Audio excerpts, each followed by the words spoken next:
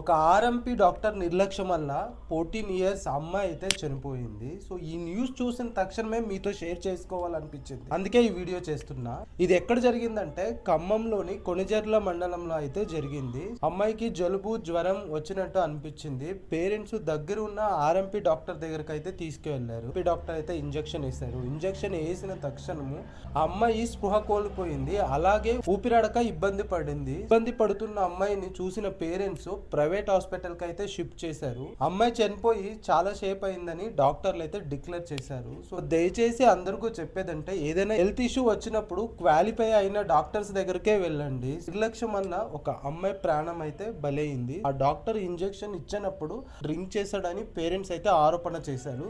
వేరే వాటికి డబ్బులు కావాలంటే ఎంతైనా ఖర్చు పెడతాం, కానీ మన ఆరోగ్యంకి వచ్చేసరికి ఆలోచిస్తాం. ప్రతి ఒక్కరికి ఈ వీడియోని షేర్ చేయండి. అలాగే దీని మీద మీ ఒపీనియన్ ఏంటో కమెంట్ చేయండి.